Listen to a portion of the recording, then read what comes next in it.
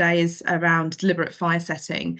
And this is an area that I'm particularly passionate about, and it's an area that I've been conducting research and practice in for over 10 years now. Now, I will caveat, and Ben said we're talking about the latest research in the area. Fire setting moves very slow as a research area, so there'll be a mix of what we know and what also we don't know, and where we're up to currently in this talk. So I'm hoping by the end of this talk I might convince some of you, if you're not already interested and convinced already, that fire setting is an enduring problem. It's a problem that we see across the world that results in significant harm. And it's something that we need to be thinking about how we can positively respond to. And that's not just from a correctional or forensic mental health perspective, but also from fire safety, general public health, education perspective as well. There's lots of different agencies interacting with people who have engaged in fire setting. So across the hopefully the next sort of 40 minutes, I'm hoping to talk to you about where we're up to, and then the limitations of what we know about fire setting is primarily going to be the centre of this talk. As I noted, it's a very slow moving area, and these limitations have significant impacts on the development and implementation of effective policy and practice. I'll also talk a little bit about the clinical needs of people who set fires and recent developments in our understanding there, and where we're up to in terms of understanding the effectiveness of specialist interventions for this group. Before I move on, I just want to note that I'm using the term fire setting as opposed to arson, because arson is a legal term, and actually the majority of people who set fires don't end up with a conviction of arson. So I'm using this broader terms and referring to people who may have been legally charged or convicted of arson, but also people who may not have been received charges as well. So this might be people in the community, but it also might be people that we see in practice who are concerned about where it's noted in their records that they may have had some involvement in fire behaviours but not received any legal action. I also want to acknowledge that the work that I'm talking about today involved many collaborators and many people. So just a little acknowledgement and thank you to them, as we wouldn't be where we are today with our knowledge without this work and their input. Okay. So fire setting, people when I talk to them about fire setting often ask me, how common is this behaviour? People often assume that fire setting is something that's relatively rare, that doesn't necessarily happen that often, and that we perhaps only see big cases in the news. But I would argue that fire setting is a common, costly and complex problem. And there are tens of thousands of fires set in different countries across the world each year. So I've just got some statistics up on the slide, and these, I must caution that with fire statistics, we're really poor at recording deliberate fires, and we're really there's lots of differences depending on the source used. But just to give you an indication of statistics from Australia, England and the US, you can see that there are considerable numbers of fires that are intentionally started each year that result in large numbers of casualties and fire-related deaths. In addition to this, there is broader significant harm to human health in terms of the long-lasting effects of smoke inhalation, and that's in the wider community, but also people more proximally to fires, as well as damage to the economy, community infrastructures, and also wildlife and the environment. So these incidents indicate that we see a significant number of fires set each year that result in a high level of harm. But who might be responsible for these types of incidents? I've obviously jumped myself on too early. One issue I was going to raise as well is, particularly in a fire-prone country such as Australia, we also need to think about the impact of wildfires and bushfires. Well, the research suggests that over 84% of wildfires and bushfires internationally, that's not just in Australia, can be attributed to human activities. By human activities, I mean fires that are deliberately started, but also unsafe fire behaviours and negligence as well. So anthropogenic involvement in these fires is considerable, and deliberately set fires are a proportion of that. If we look at what proportion of bush and wildfires might be associated with the deliberate ignition, we see from research that as many as 50% of vegetation fires in Australia are estimated to be suspicious to deliberate ignition or to have been found to be deliberately lit. Similarly, when you look at wildfires in southern Europe during the previous season in 2022, nearly a quarter of these were deliberately started.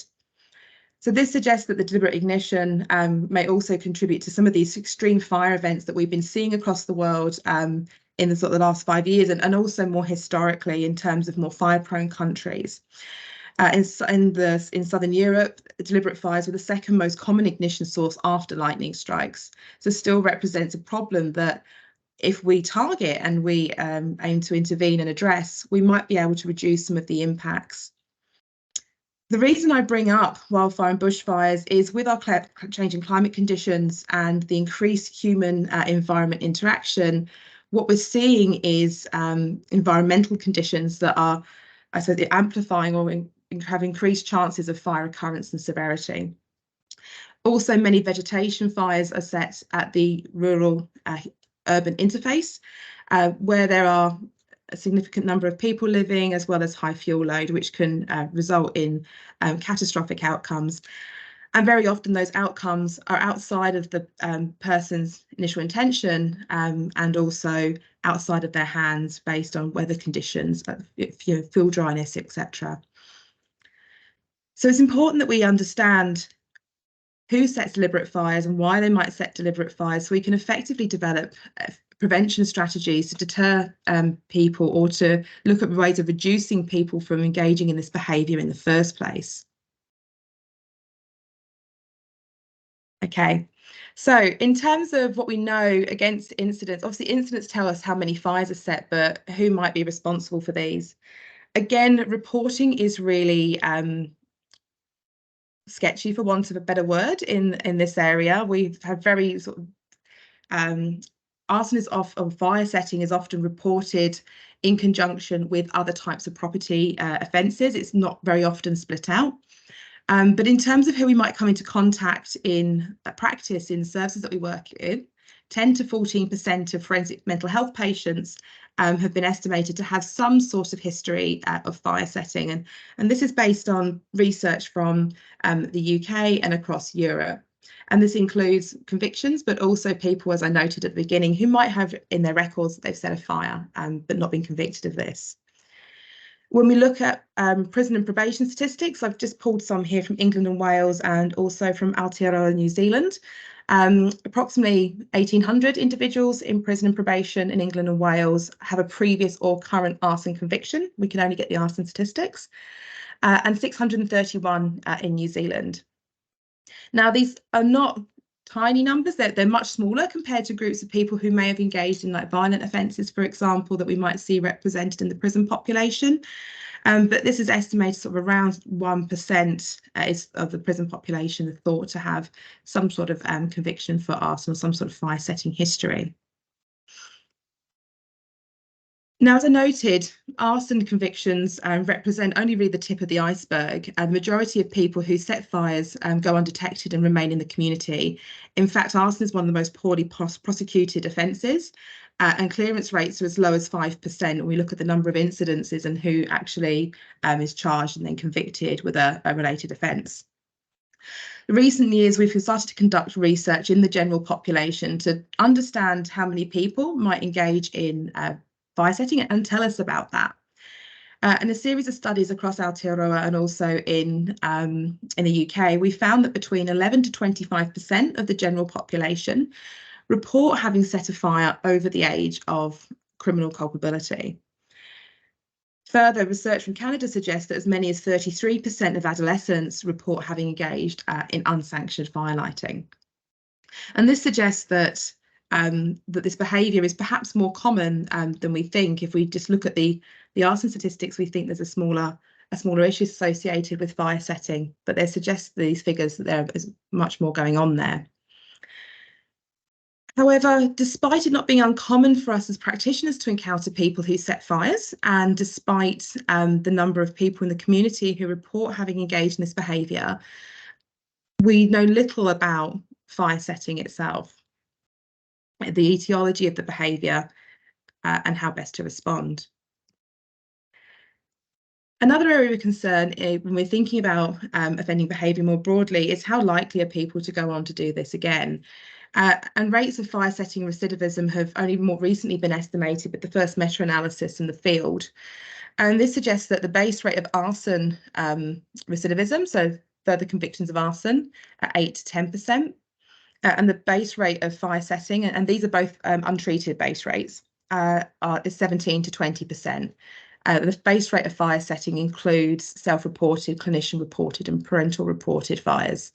So again, we see similar to those statistics where we see more people in the community or people that may not have been, we might not have the full count of fire setting. We see there's a discrepancy there in those base rates, including those self-reported and parental and clinical reported fire setting incidents.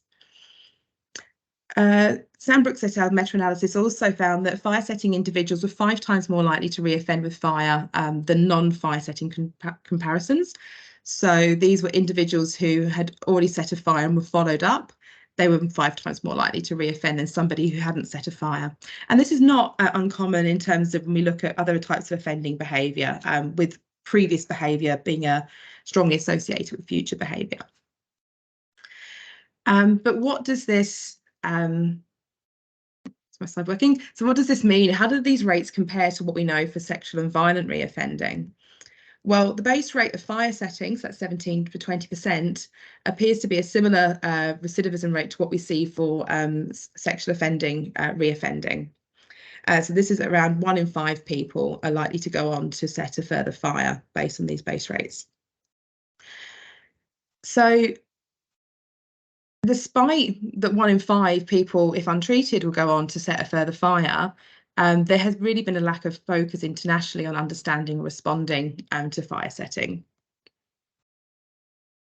And as a result, we know very little. Fire setting has been consistently described as one of the most poorly understood offending behaviours.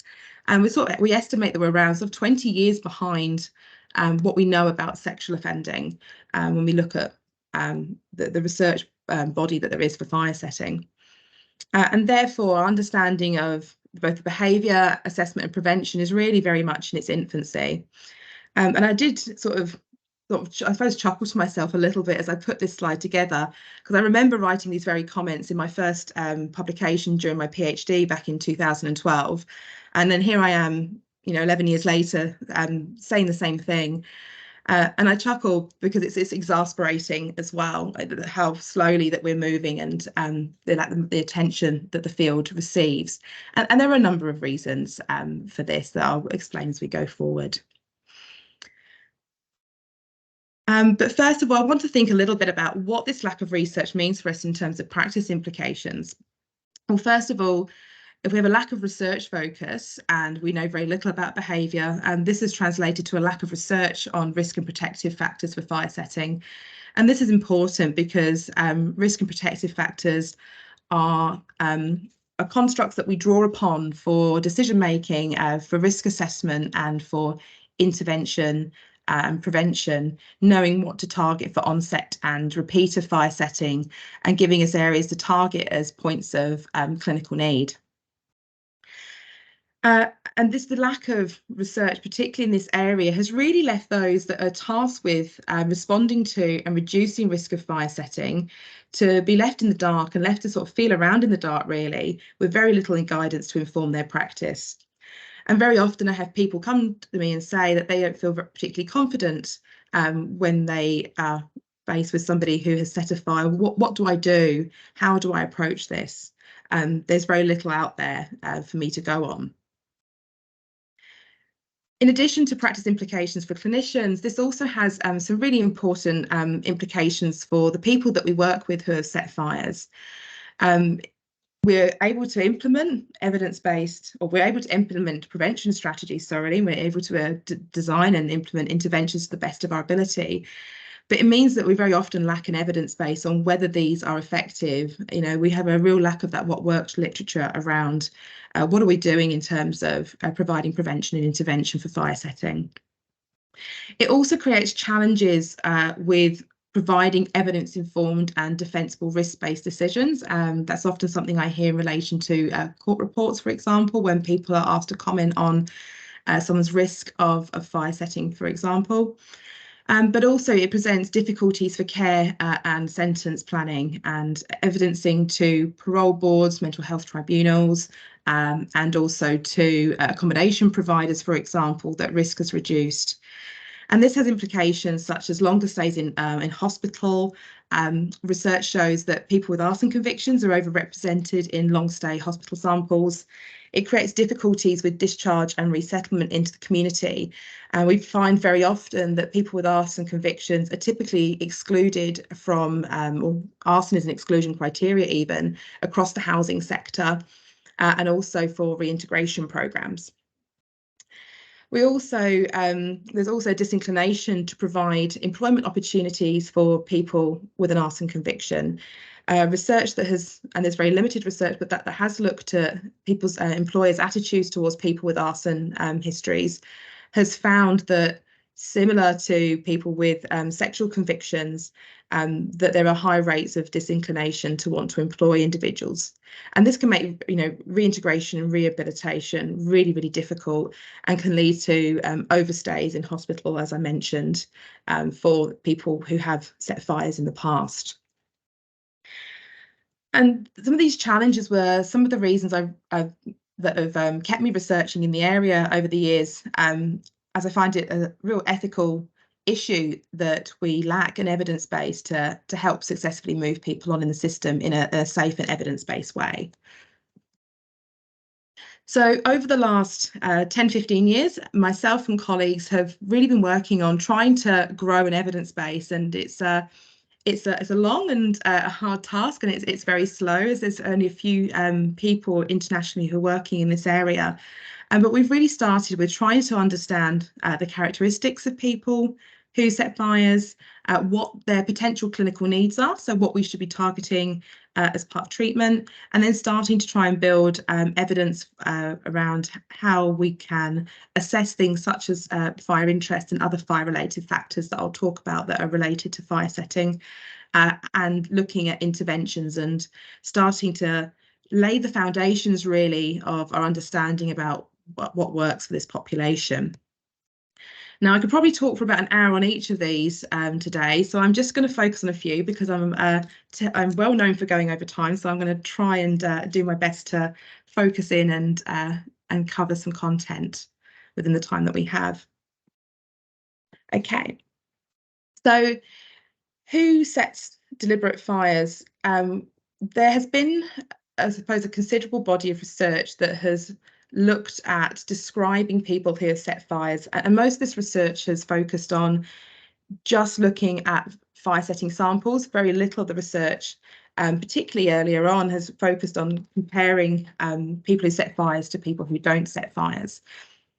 But what we know from this characteristics-based research is that fire setting appears to be a predominantly male perpetrated offence, with gender ratios reported as 6:1 males to females. However, I will note that the research and the literature on female fire setting is particularly sparse. We know very little. And when we look at gender ratios in mental health and forensic mental health samples, we actually see these reduce. So they reduce to 3:1 males to females, and as low as 1.5:1 males to females in high secure samples, potentially suggesting an overrepresentation of women in these settings. People who set fires broadly are generally antisocial. They are very criminally versatile. They're not exclusively setting fires, and they've often have previous convictions, but also have engaged in other types of antisocial behaviour that might not have attracted a conviction. Difficult developmental experiences are common, particularly histories of abuse, neglect, financial hardship, low levels of educational attainment. Elevated rates of mental health need are commonly seen, including psychosis, mood and anxiety disorders, substance use disorders, and also personality disorders. And a history of substance use, particularly among men, appears to be apparent for this population. Now, In terms of other types of characteristics, people who set fires from this descriptive literature have been suggested to have poor interpersonal skills, attachment difficulties, problems with self and emotion regulation, particularly in emotional expression, for example, impulsivity, and have an interest in fire. So find fire interesting and fascinating. And when we think about ideas that are commonly associated with fire setting, such as concepts such as pyromania, this is something that's commonly assumed to be related to fire setting, both in the literature and in wider practice. However, aside from that interest in fire, a lot of these characteristics that I've talked about are common not only in people who set fires, but also in the general offending population.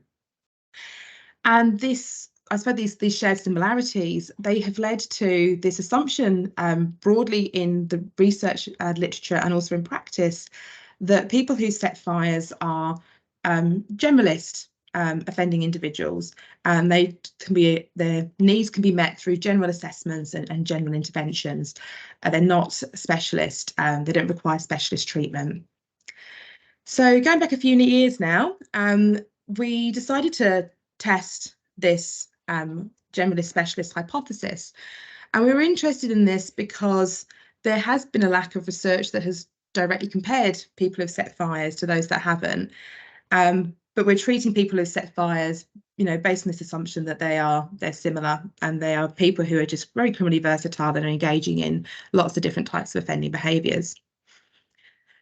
So the generalist hypothesis is based on the fact that it's based on this idea that people who set fires are committing these various offences. They have these similar characteristics to other groups, and therefore their needs can be met through general interventions, and we can assess them through assessments of general offending. Whereas the specialist hypothesis is that there's something about fire that's special, and that people who set fires have distinct criminogenic needs to those that don't. And because fire is special and because they have distinct criminogenic needs, therefore we should be considering specialist interventions and specialist assessment. So we saw this as like a first step forward in understanding the clinical needs for this group. So Teresa Gann and myself and colleagues over in the UK went out, and there was a review of the literature, and based on this review we identified a battery of questionnaires that tapped into the range of different hypothesized areas of clinical need within the literature. So tapped into those range of characteristics, particular psychological characteristics that I touched on previously. And we gave this battery of questionnaires to 236 individuals who were in male prisons in the UK.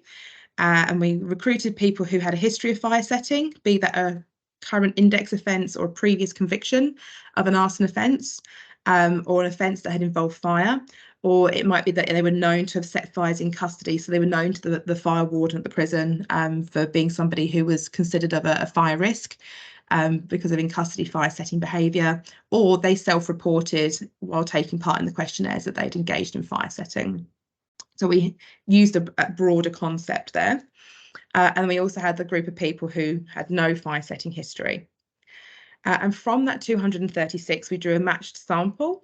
So we had 68 men with a fire setting history and 68 men with no fire setting history that were matched on level of mental health need and number of previous convictions, as these are areas that indicate in the literature might differ between the two groups. And we then looked to see if any of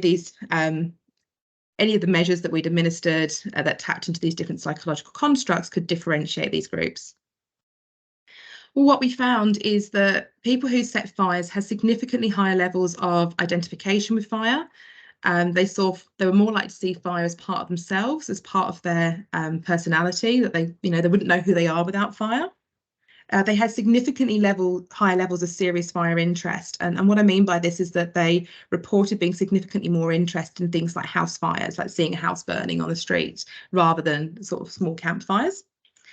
They had significantly lower levels of fire safety awareness, and they significantly normalised fire and fire setting more than those who didn't set fires. So they thought, well, everyone sets fires. It's a really normal thing to do. We found no differences in terms of antisocial attitudes. Both our groups scored very highly on antisocial attitudes, just our fire setting group were not more antisocial than our non-fire setting group. We did not find any differences on assertiveness, but we did find that people who set fires reported significantly higher levels of anger, particularly anger rumination, and also provocation to anger than our non-fire setting group. There's no differences in terms of their level of boredom proneness, but we did find people who set fires had significantly lower levels of self-esteem, and particularly personal self-esteem, so their view of their own self-worth. And there were no differences there on loneliness. So from this, we concluded that people who set fires are a specialist group. We see that fire is special. We saw significant differences on those fire-related factors, as well as some other distinct criminogenic needs as well. When we look at these potential clinical needs, what we see are these four clusters, I suppose, of potential treatment targets. And these are areas that, when we're thinking about specialist intervention, that we potentially want to target. So the ones in red are the ones that we found significantly different between the groups. And the others, although they didn't differ between the groups, it doesn't mean that they aren't necessarily important for those. It's just that they're not specific to people who set fires. So what do these clinical needs and potential treatment targets mean in terms of intervention? Well, prevention of fire setting, there's been a real lack of focus on developing, implementing and evaluating policies and practices to reduce the risk of fire setting, both onset and repeat fire setting. And part of this is due to the fact that we've got very little risk factor research and very little research that is focused on potential targets as part of this. That's not to say we don't have interventions available. There are interventions available that do target fire setting, but we lack evaluation and we lack knowledge of the effectiveness of these interventions. Prevention of fire setting, like other types of offending behaviour, really needs to occur at all three levels. It needs to occur at a primary prevention level, and particularly because the majority of people who set fires are not detected and not apprehended for this behaviour. But we also need to identify and intervene with those who are showing an interest in fire or who are starting to engage in problematic fire behaviours, as well as providing interventions to reduce that risk of repeat fire setting for those that we know about. At a primary prevention level, we do have around the world fire safety campaigns and messaging, and you may very well be aware of school-based fire safety education that's often offered to young people. And you may even possibly be aware of fire safety education programs that are offered by the Fire and Rescue Service to young people who may have be showing an interest or engaging in problematic fire behaviours. But our evidence base at this primary and secondary prevention level is very poor. We have no evidence as yet on the effectiveness of primary prevention strategies on reducing onset of fire setting, for example.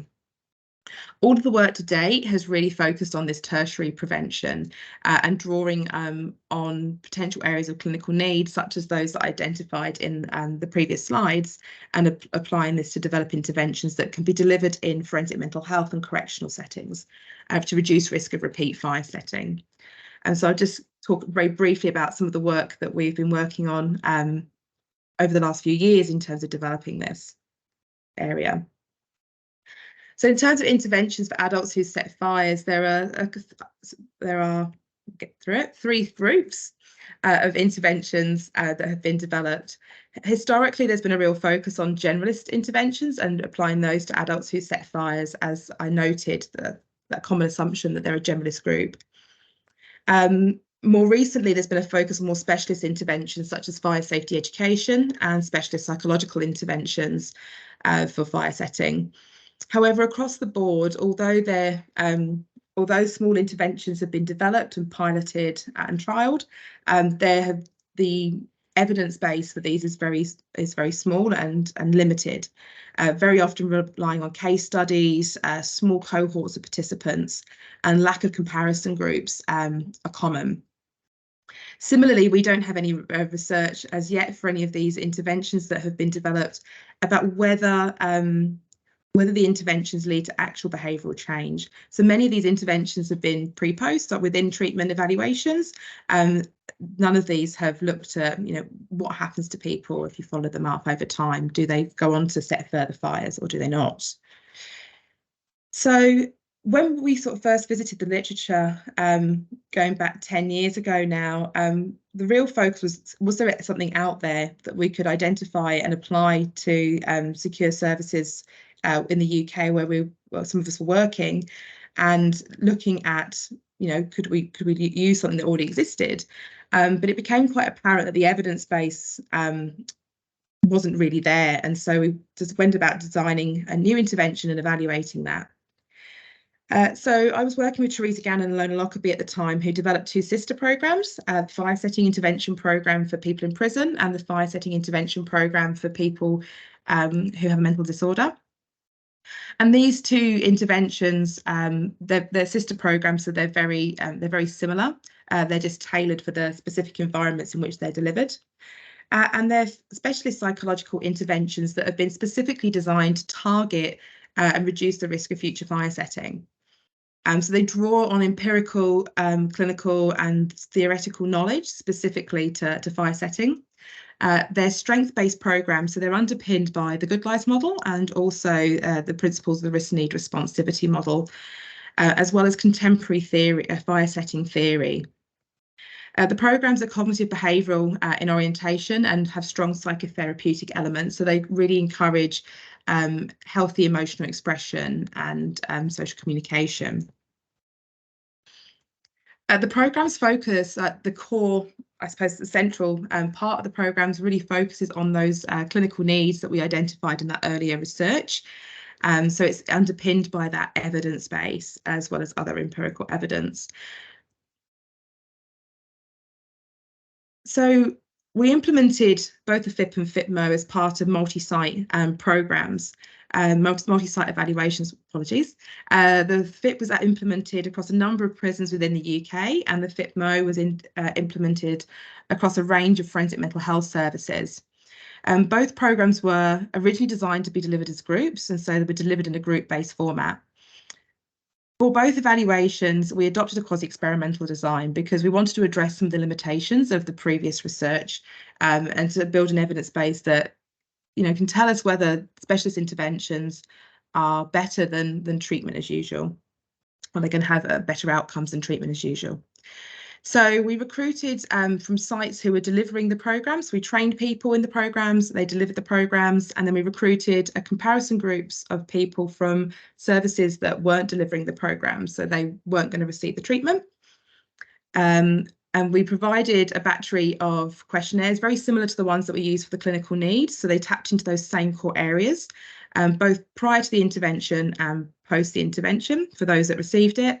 And then we delivered them in time 1, time 2 for those who are in the comparison group. And they just had an equivalent time break in between, the same sort of length as the intervention, to where they were engaged in treatment as usual. So they weren't prohibited from engaging in any particular treatment. They carried on with whatever was in their care plan or in their sentence plan during that time. For the FIP group, we also had the opportunity to collect follow-up psychometrics 3 to 4 months following the intervention to see if any changes that were made before and after were sustained, or if the effects that we saw dissipated. We weren't able to do this with the FIPMO because I only had so much time left in my PhD, so the 3 to 4 months wasn't going to fit, unfortunately. Okay, so what did we find? So these are the findings from the FIP evaluation, and I've just presented them slightly separately because there's a little difference. What we can see in the table is areas where the FIP ticks indicate where the FIP group made larger pre-post treatment shifts based on effect size calculations. So where they made medium to large pre-post treatment shifts, where the treatment as usual group did not, where they made no shift or has small effects at most. And the asterisks indicate the significant group time interaction. So where relative to the where the treatment group relative to the comparison group made significant improvements pre-post the intervention.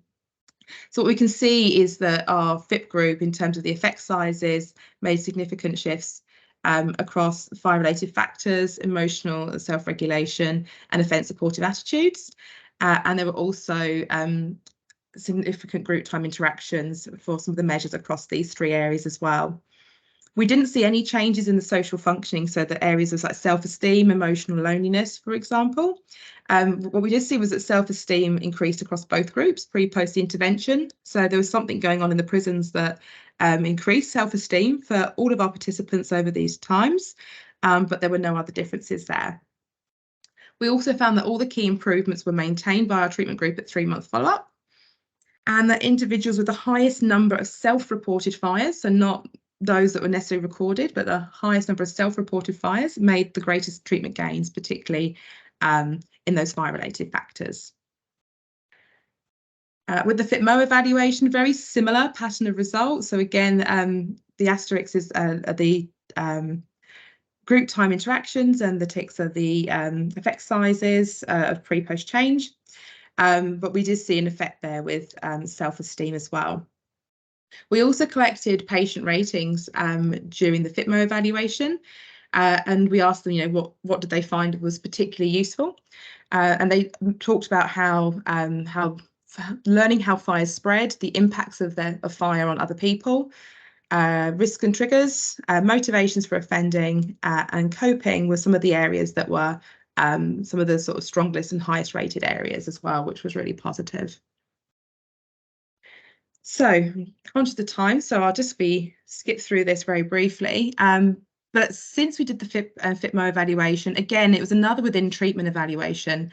And again, although it provides some promising evidence, doesn't tell us whether there are changes in behaviour, so whether we see a reduction in reoffending.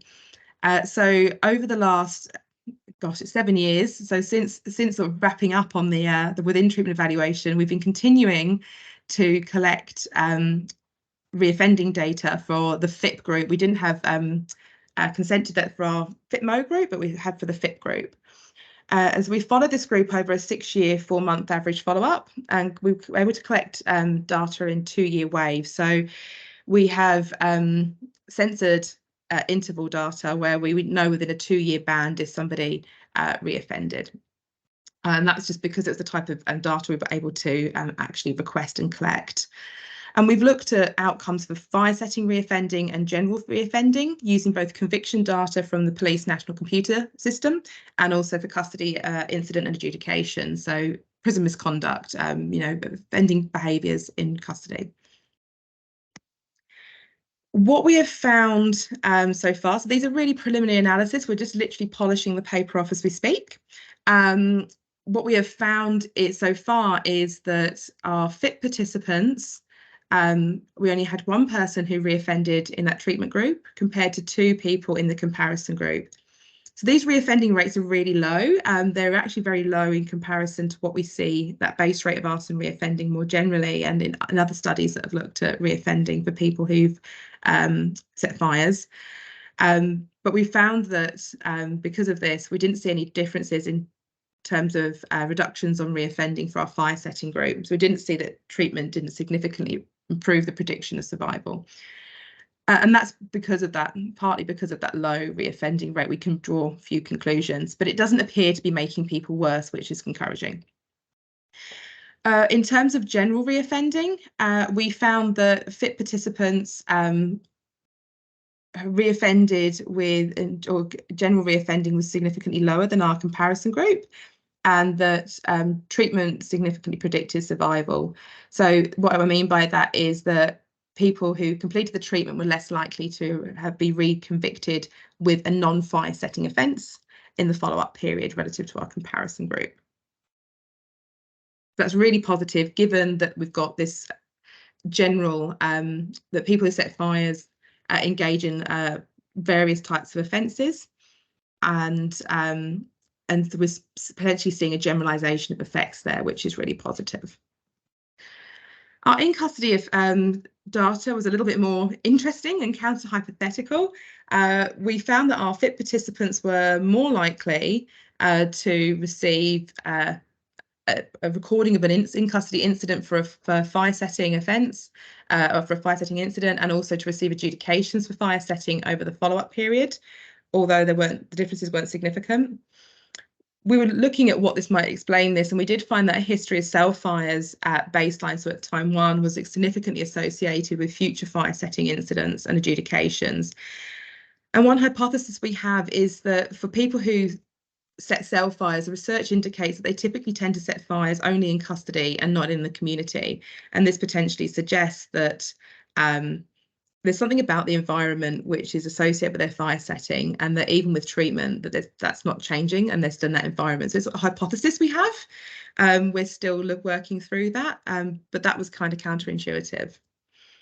And finally, in terms of general reoffending, we also found our treatment participants were more likely to receive an incident or an adjudication for in-custody offending relative to our comparison group. So our fit participants had greater odds of in-custody incidents and adjudications compared to our non-treatment group.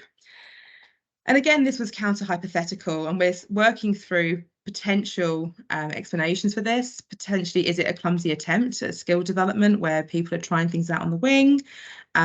Is it associate, because there's an association between institutional fire setting and dual harm, so violence against the self and others in custody? Is that perhaps what we're seeing? We're still exploring those potential hypotheses, but I'm always interested in people's thoughts on this. So just I'm going to wrap up very quickly, is that, fire setting is complex and a social enduring social problem. I hope I've made that case. They are a specialist group with distinct needs, and we are seeing some emerging evidence of potentially some promise from specialist psychological treatment as a way to address that. Where do we go from here? I'm just going to finish. There's much to be done. I started writing this slide and I've cut things down, but I pretty much said we need to do everything and we need to understand everything because we know so little. But there's people that are interested in the research in this area. It's definitely an area with lots of opportunity, and we need a lot more people doing work in this area. And I'm just going to whiz through and stop there. Thank you very, very much, Nicola. That was a fantastic talk, really comprehensive and really, really interesting. So on behalf of the Centre and everyone here, I'd like to thank you for that. We'll take questions. We do have one already, and just as a reminder to everyone, if you do have any more questions, please enter them in the Q&A box. So our first question comes from Tina. Is there a link between fire setting and family violence? That's a really interesting question, and I think it's a question that is increasingly coming up, not just from people working in the field, but also in research. There's been very little focus on looking at whether there's a link between fire setting and family violence and what that link might be. We do see, when we look at the research that's looked at developing typologies or looking at like clusters of people who have set fires, there does appear to be some people that may be targeting their fire setting in the context of a relationship, or the victim may be a partner. And anecdotally, some of the data that I've been looking at in New Zealand suggests that there may be some people who are setting fires in the context of family violence incidents, but we have very little research to really sort of draw any strong conclusions about that at the moment. But I think it'd be a really super interesting area for somebody to really sort of dive in and focus on a bit more. Thank you. Thanks for that, Nicola. I had a question. Is there any kind of research on the proportion of fire setters that are kind of doing it for profit, like not because of kind of a love of fire setting, but for that alternative reason? Yeah, so profit is something that comes up in the motivation literature. It's not been studied particularly well, I think. It's mostly just been sort of coding of motivations and saying this many people we think, based on their file records, have a profit motivation. In terms of the people that I've worked with or have done research with, it doesn't come up as commonly. You'll see more of it in prison samples than you would in forensic mental health, but it's not as common as some other motivations like revenge and cry for help, for example. Would that have implications for primary prevention?